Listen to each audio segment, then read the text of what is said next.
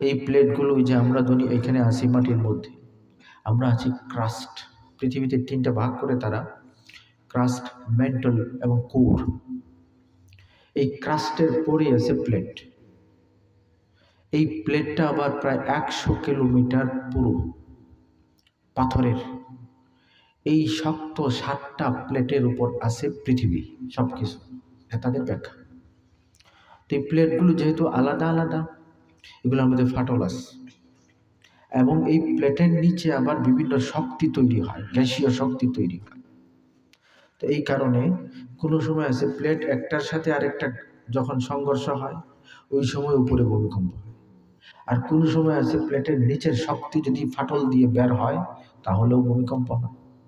এই ধরনের বিশেষ কয়েকটা কারণ তারা বলে, মেইন কারণ এগুলোই। তো 2টা কথা মেইন পেয়ে গেলাম।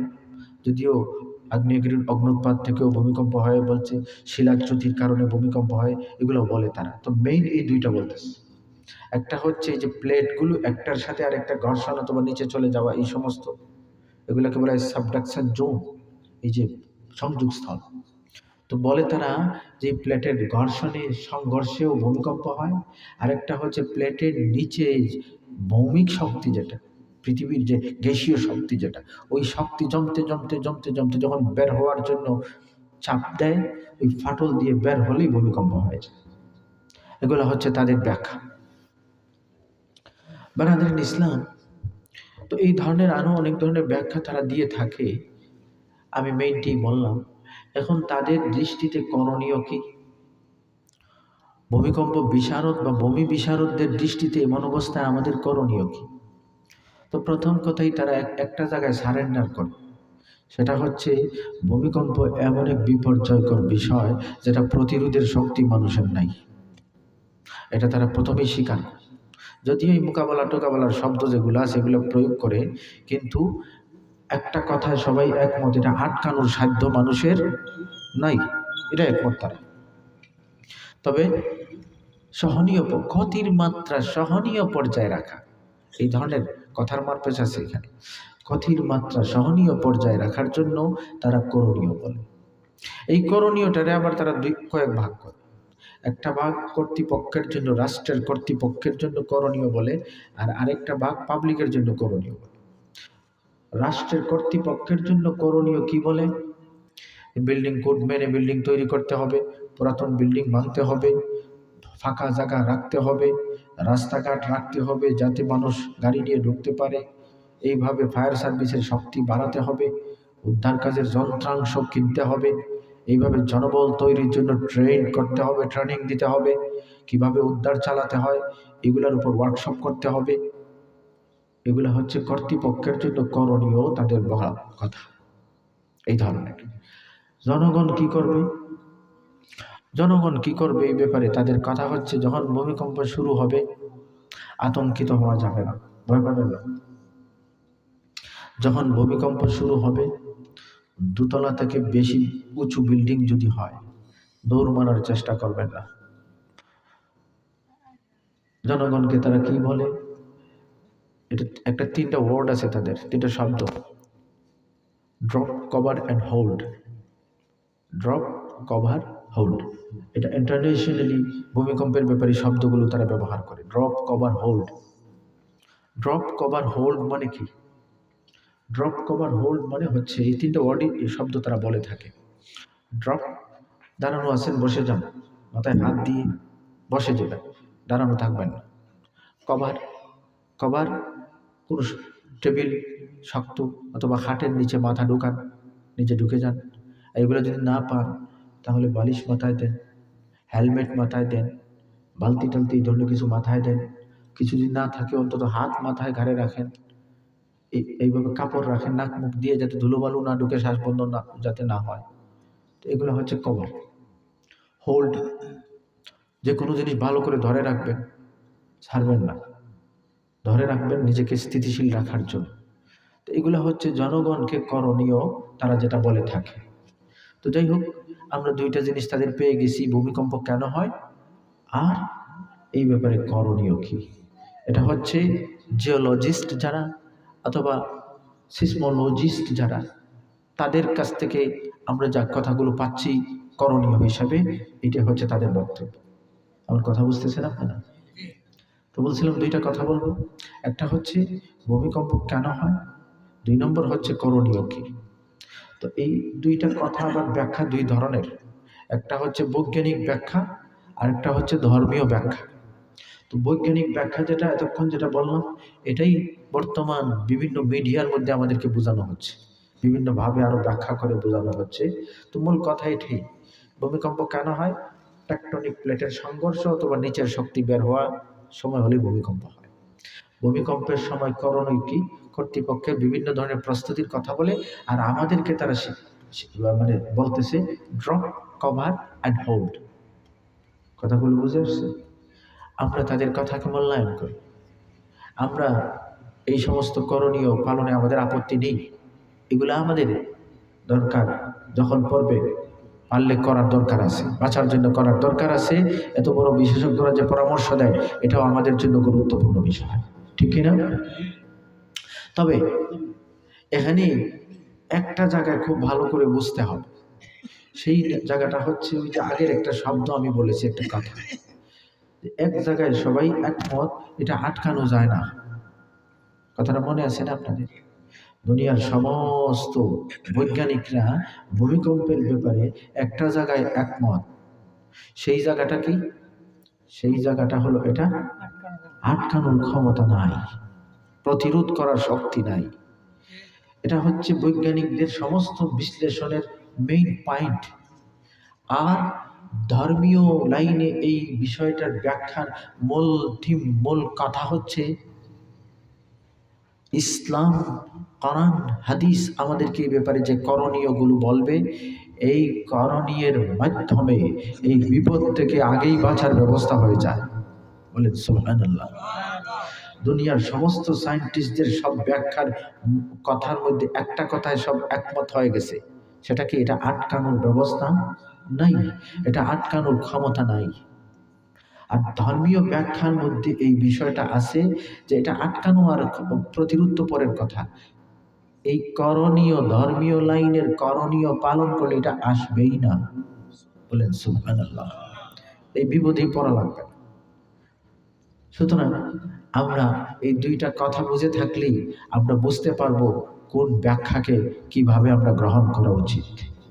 কথা বুঝতেছেন না ভাইরা আমার? এবার আসেন আমরা ধর্মীয় লাইনের এই ব্যাপারে ব্যাখ্যাগুলো বুঝে নেই। ভূমিকম্প কেন হয় এবং এই ব্যাপারে আমাদের করণীয় কি, কেন হয় এই ব্যাপারে তিনটা কথা বলবো। তিনটা কথা, প্রথম কথা হলো এই যে বিশাল বড় পৃথিবী, 40,075 কিলোমিটার পরিধির এই দুনিয়া, নিরক্ষরে বরাবর এত বড় দুনিয়া, যেই দুনিয়াটা তার ব্যাস হলো প্রায় 12,700 কিলোমিটারের মতো, এত বড় একটা দুনিয়াকে রব্বুল আলামিন যে নাড়াইতেছেন, ও ভাই আমার, এই নাড়ানোটা আমরা তো অনেক নাড়ানোর খবর জানি না। আল্লাহ তাআলা প্রতিদিন গড়ে 138 বার দুনিয়াটা নাড়াইতেছেন। বলেন সুবহানাল্লাহ।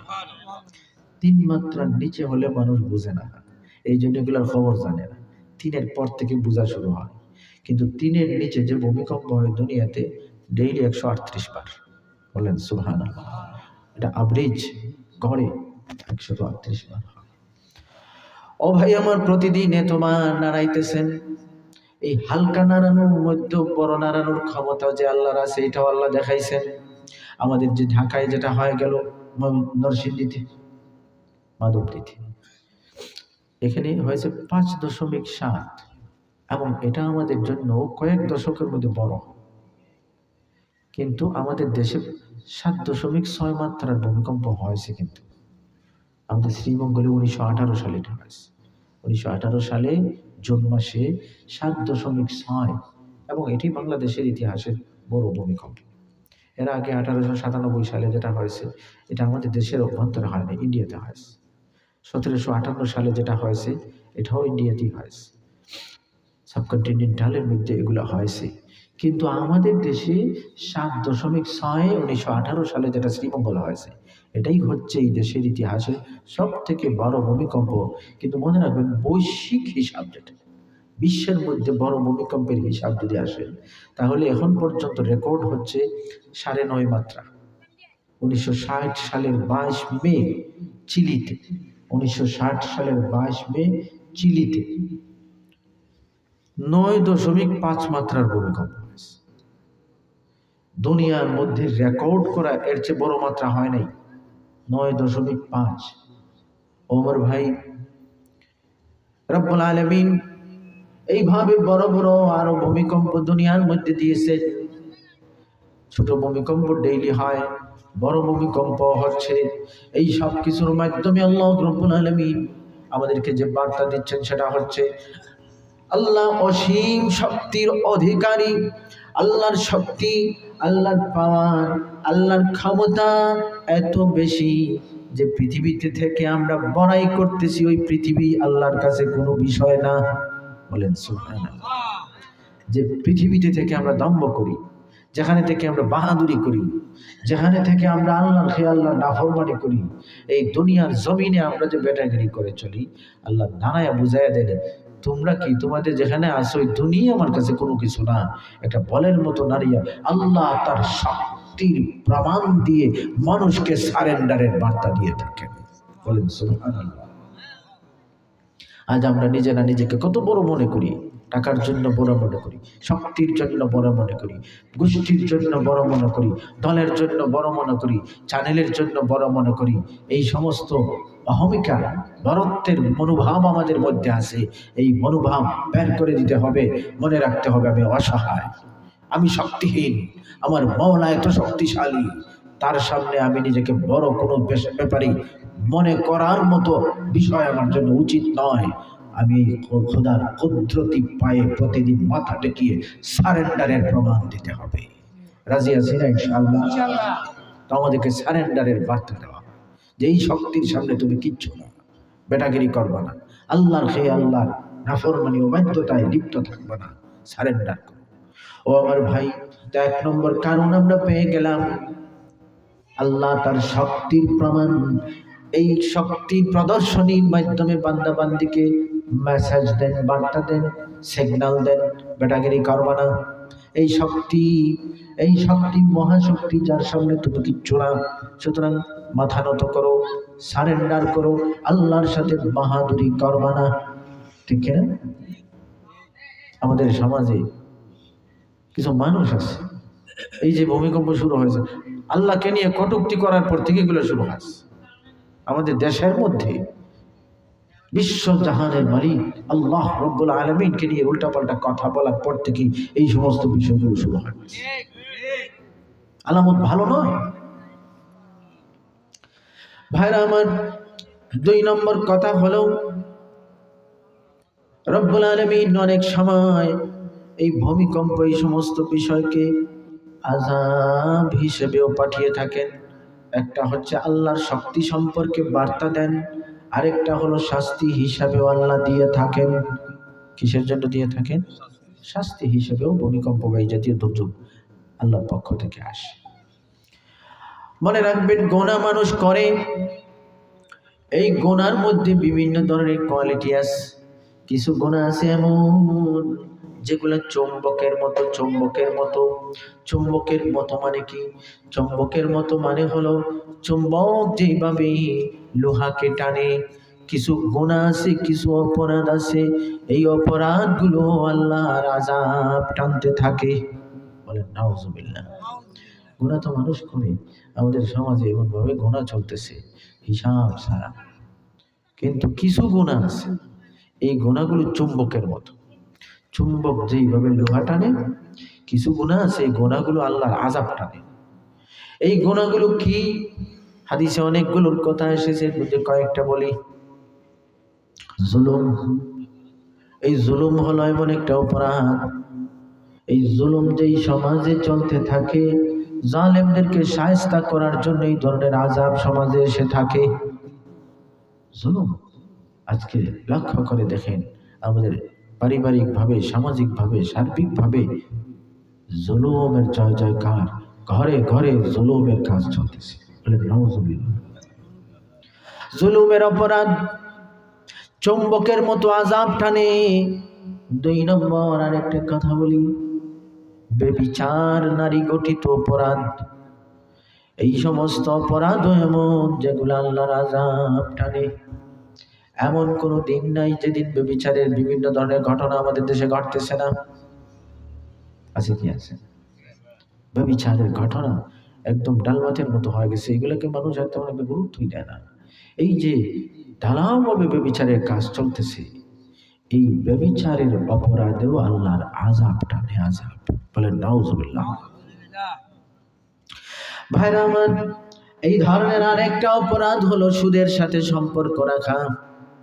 সুদের কারবার, যেই সমাজের নামে বেনামে বিভিন্ন সিস্টেমে সুদের কারবার ঢুকে যায়, সুদের সাথে মানুষের সম্পর্ক হয়ে যায়, মনে রাখবেন সুদের অপরাধও আল্লাহর আযাব টানতে থাকে। বলেন নাউজুবিল্লাহ।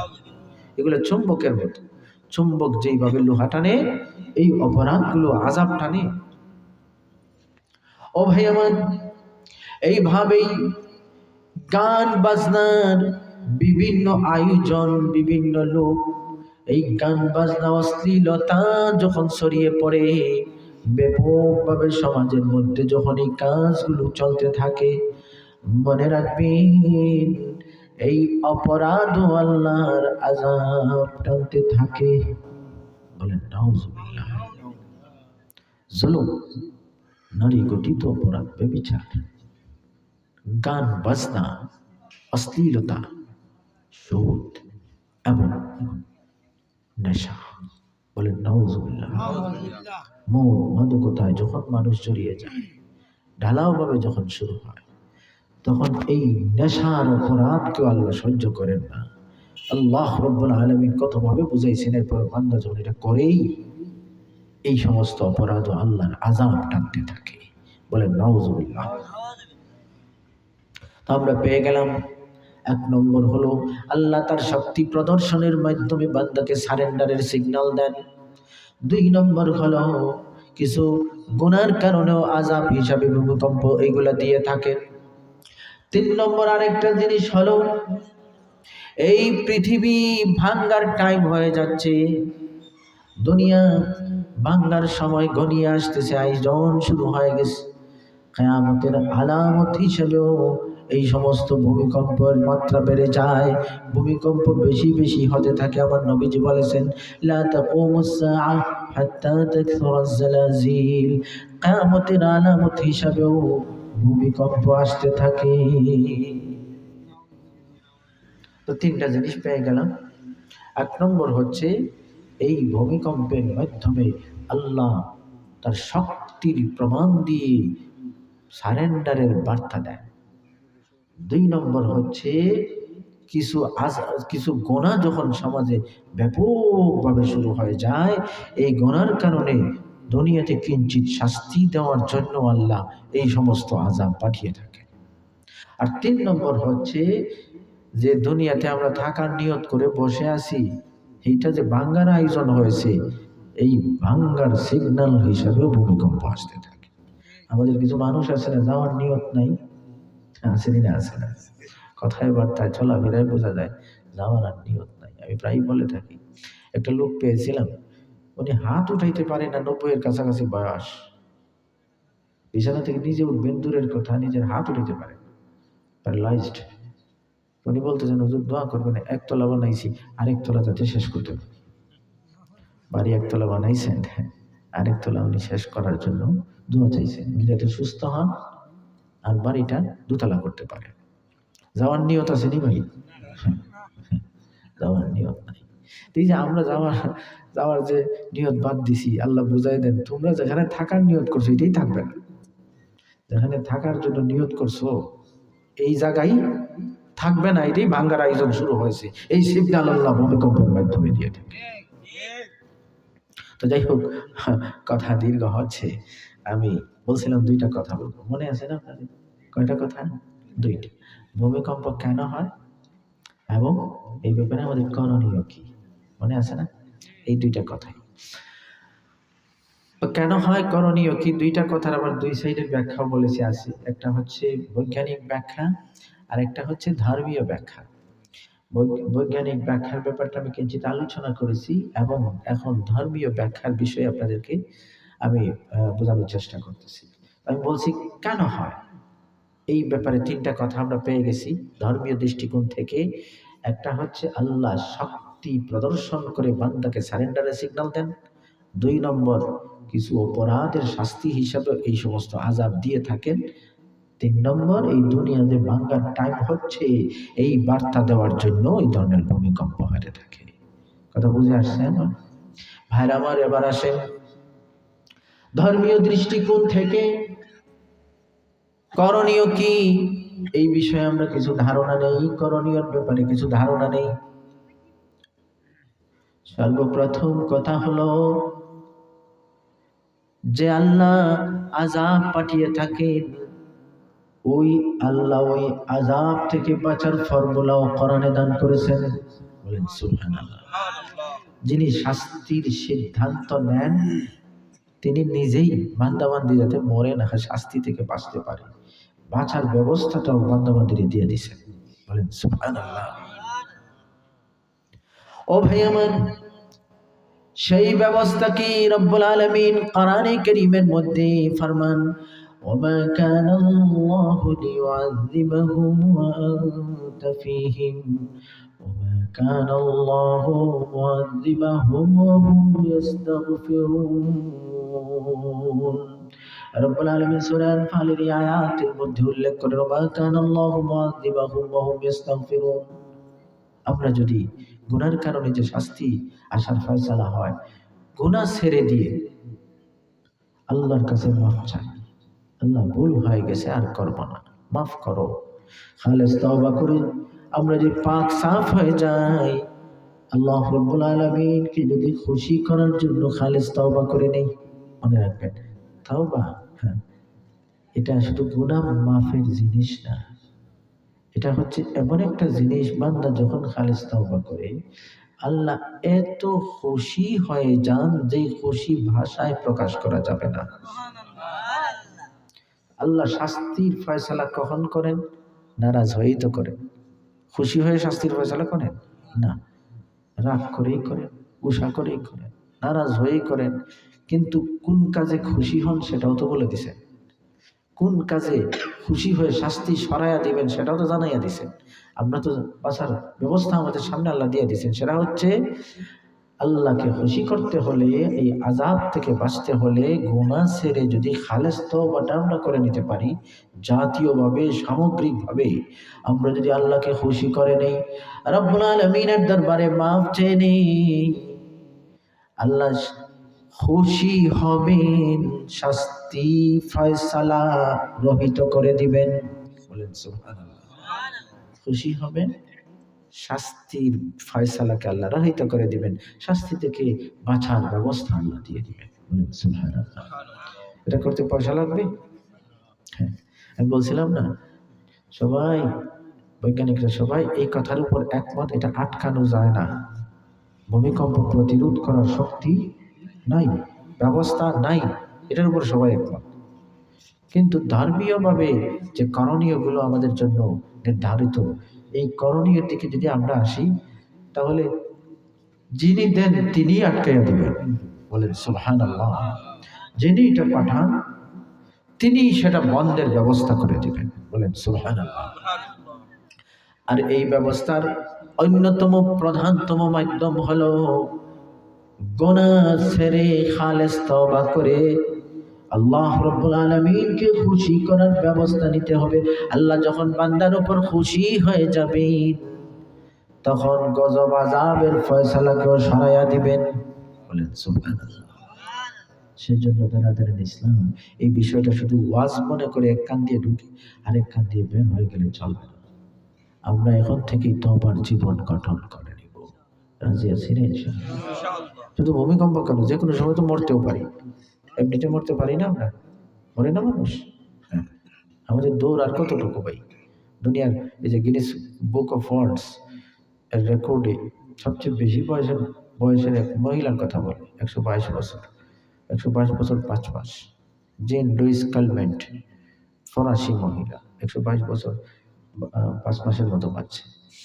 তো এটা কি গিনেস বুক অফ ওয়ার্ল্ডের সব থেকে বেশি বয়সী মহিলা মানুষ বলা হয় এখনের। পুরান রেকর্ড বাদ, এটা রেকর্ডে আসেনি পুরান। কারণ এই যে শেখুল হিন্দ রহমতুল্লাহ আলীর তাফসিরে আমি পড়েছি, এইখানে এক ব্যক্তির কথা বলা হয়েছে 250 বছর বাচ্চে ইন্ডিয়াতে। তো সেটা ভিন্ন বিষয়। আমি বলছিলাম এই যে ওয়ার্ল্ড রেকর্ড যেটা বর্তমান লেটেস্ট, এই latest world record Guinness book of ওয়ার্ল্ডের মধ্যে ওই যে জিন লুইস কালমেন্ট, ফরাসি মহিলা, এই মহিলার বয়স 122 বছর, এটাই সর্বোচ্চ। তা আমাদের দৌড় আর কতটুকু? 100 বছরই তো মানুষ পায় না। 100 বছর কি, আমাদের গড় আয়ু কত ভাই? আমাদের গড় আয়ু 72 বছর 3 মাস জাতীয়ভাবে বাংলাদেশের। 72 বছর 3 মাস, মাঝে মাঝে 1 মাস বাড়ে কমে। কোনো বছর দেখা যায় 4 মাস বলে, আর কোনো সময় 3 মাস বলে। এখন 3 মাস চলতেছে, গত বছর 4 মাস ছিল।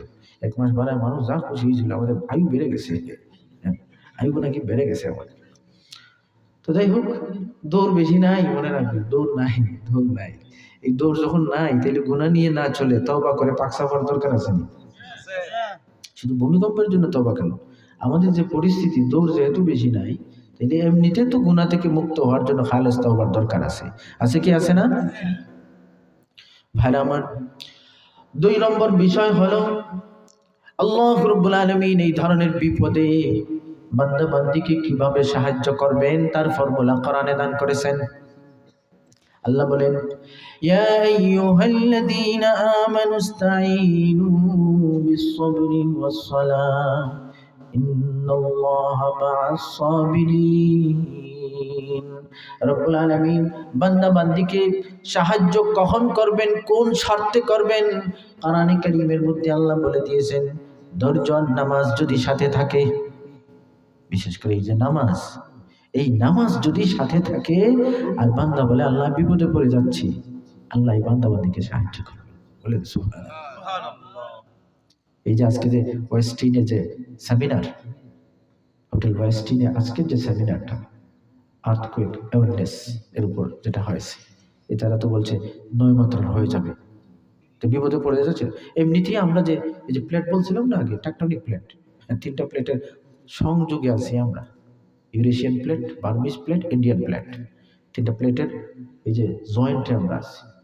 এর মধ্যে আবার ফাটল আছে 5টা। ডাউকি ফল্ট, এই মধুপুরের ফল্ট, চিটাং বার্মা ফল্ট, আর এই কালকে একটা আবিষ্কার হয়েছে ময়মনসিংহ থেকে কলকাতা, যেটা বললাম 400 কিলোমিটার ফল্ট। এই যে ফাটতেছে শুধু ভিতরে, নিচে শুধু ফাটতেছে তাদের কথায়। এত লম্বা লম্বা ফাটল। ডাউকি ফল্ট হচ্ছে 350 কিলোমিটার, আর কালকাটা 400 কিলোমিটার। যে কোনো সময় নিচ থেকে শক্তি বের হতে পারে না এগুলা। এবং তারাই তো বলে 400 বছর থেকে নাকি শক্তি জমা হচ্ছে, এটা নাকি অপেক্ষা করতেছে বের হওয়ার। আরে সর্বনাশ, শরীরের পশম দাঁড়িয়ে যাবে এই সমস্ত কথাগুলো তাদের। তারাই বলতেছে 400 বছর থেকে এই ফাটলগুলোর নিচে শক্তি জমা হচ্ছে, এবং এত লম্বা লম্বা ফাটল কোন দিন যে কোন জায়গা দিয়ে বের হবে আল্লাহ ছাড়া কেউ জানে না, বের হলেই উপায় নাই। তো এই সমস্ত বিষয় যখন আমরা শুনতেছি, আমরা কেউ মাটির নিচে গেছি ভাই?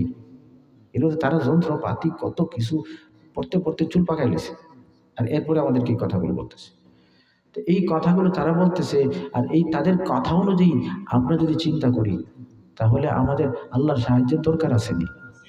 এই বিপদে আল্লাহর সাহায্যের প্রয়োজন আসেনি ভাই? তাইলে আল্লাহর সাহায্য যদি প্রয়োজন হয়, আল্লাহ কখন কাদেরকে সাহায্য করবেন এটা তো আল্লাহ বলে দিয়েছে। ইয়া আইয়ুহাল্লাযীনা আমানুস্তাঈনু বিস-সাবরি ওয়াস-সালাহ। রব্বুল আলামিন কোরআনে কারীমের মধ্যে কখন মানুষ সাহায্য চাইলে আল্লাহ সাহায্য করবেন, কোন শর্তে সাহায্য করবেন, এই বিষয়টা আলোচনা করেছেন। ধৈর্য যদি সাথে থাকে, সবর যদি থাকে, আর নামাজের সাথে যদি সম্পর্ক থাকে, রব্বুল আলামিন মানুষকে সাহায্য করবে। বলেন সুবহানাল্লাহ। সেজন্য নামাজে যদি গাফলতি থাকে, নামাজের ব্যাপারে যদি উদাসীনতা থাকে, নামাজে যদি অনিয়মিত থাকি আমরা, আজকে থেকে বিপদ দেখে হলে অন্তত আমরা আমাদেরকে ঠিক করার নিয়ম করে নিই। রাজি আছি না? আমরা বিপদে পড়লে নামাজি হই, বিপদ গেলে আবার ভুলে যাই। এটা তো আমাদের একটা টেন্ডেন্সি হয়ে গেছে। 4-5 বছর আগে একদিন ফজরের আগে বড় একটা ভূমিকম্প হয়েছে। সাংঘাতিক বড় ভূমিকম্প। আমি প্রোগ্রাম থেকে বাড়িতে গেছি, যাওয়ার পরেই হয়েছে ভূমিকম্প।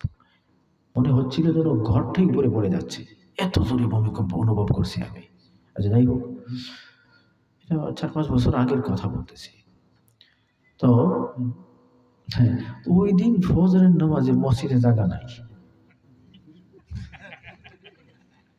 এই দিন আর জায়গা হয় না। জুমার নামাজের মতো মুসল্লি ফজরের নামাজে ভিড় করছে। আবার এরপরে আবার সেই। তো আমরা তো এমন একটা জাতি যে করোনা আসছিল, যখন বলা হলো মসজিদে আর এইভাবে সবাই জমায়েত হওয়া যাবে না, ওই সময় মসজিদের বারান্দা টারান্দায় মানুষ হাঁটাহাঁটি করে, আর কি অবস্থা, মসজিদে আসতে পারতেছে, চান্স পাইলেই যেন আইন ভঙ্গ করে মসজিদ ভরে যাবে, এমন একটা অবস্থা আমরা লক্ষ্য করছিলাম। তো করোনা গেল, সব শান্ত হয়ে গেল, এখন আবার মসজিদ খালি, ঠিক কিনা?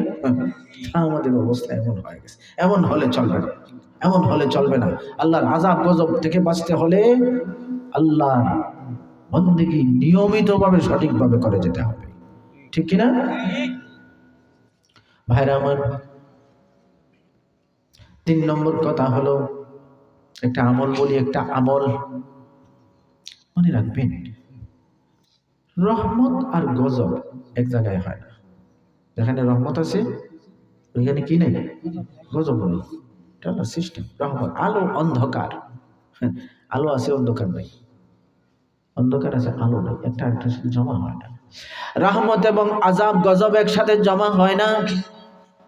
সেজন্যে আমরা এমন কিছু আমল যদি করতে পারি যে আমলের কারণে আল্লাহর রহমত সরাসরি নাজিল হয়, এই সমস্ত আমলের সাথে যদি বিশেষভাবে আমাদের সম্পর্ক হয়ে যায়, আল্লাহর রহমতের খাতিরও আযাব থেকে বাঁচার ব্যবস্থা হবে।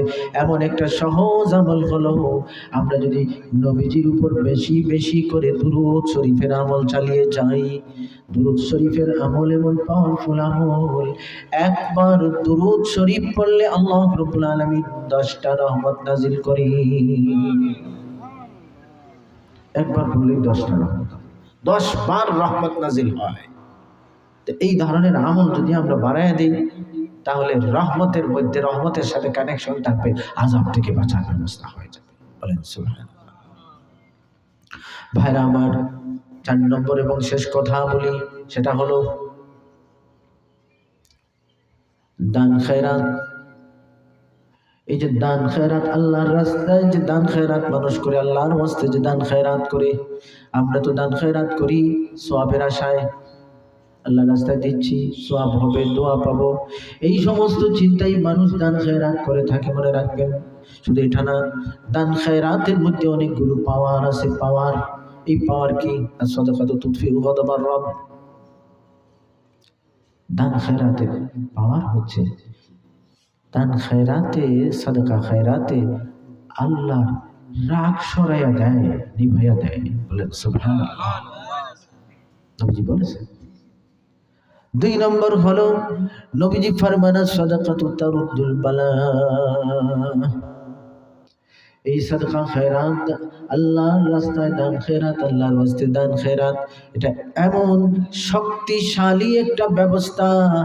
এই দান খেরাতের উসিলায় আল্লাহ বিপদ আপদ দূর করে দেন। বলেন সুবহানাল্লাহ।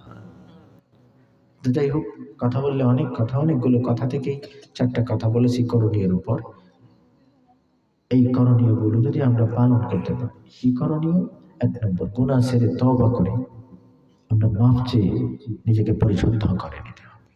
2 নম্বর, আল্লাহর সাহায্য প্রাপ্তির জন্য আল্লাহর দেওয়া ফর্মুলায় 5 ওয়াক্তের নামাজি মনে যেতে হবে, সবারের উপর থাকতে হবে, নামাজি মনে যেতে হবে। 3 নম্বর হচ্ছে, রহমত পাওয়ার জন্য সবসময় দুরূদ শরীফের আমল বেশি বেশি করার জন্য আমরা চেষ্টা করতে হবে। আর 4 নম্বর হচ্ছে, এই আপদ বিপদের সংবাদ যখন আমাদের কাছে আসতেছে, বাঁচার জন্য দান খায়রাতের মাত্রা বাড়িয়ে দিতে হবে। তাহলে আল্লাহর কুশা দূর হবে, আল্লাহ বিপদ আপদে খায়রাতের খাতিরে দূর করে দিবেন। তো যাই হোক ব্রাদার ইসলাম, আমি আমার কথা দীর্ঘায়িত করতে চাই না। 2টা কথাই বলবো বলেছিলাম। একটা হচ্ছে ভূমিকম্প কেন হয়, 2 নম্বর করণীয় কি। একটা হলো বৈজ্ঞানিক ব্যাখ্যার ব্যাপারে কিছু কথা বলেছি, ধর্মীয় দৃষ্টিকোণ থেকেও আপনাদের সামনে কিছু কথা বলেছি। আমরা এই কথাগুলো বুঝে আমরা আমাদেরকে সবসময় আল্লাহমুখী করে আল্লাহর দিকে মুতাওয়াজ্জা হয়ে চলার নিয়ত করি। রাজি আছি না ইনশাআল্লাহ? আল্লাহর উপর ভরসা রাখবেন, সবরের সাথে চলবেন। আপদ বিপদ এই সমস্ত পরিস্থিতি যদি চলেই আসে, আল্লাহ যাতে হেফাজত করে বেশি বেশি করে দোয়াও করবেন। রাজি আছেন না ইনশাআল্লাহ? আল্লাহ তাআলা আমাদেরকে কথাগুলো বোঝার আমলের তৌফিক দান করুন। আমিন। ওয়া আখিরু দাওয়ানা আলহামদুলিল্লাহি রাব্বিল আলামিন।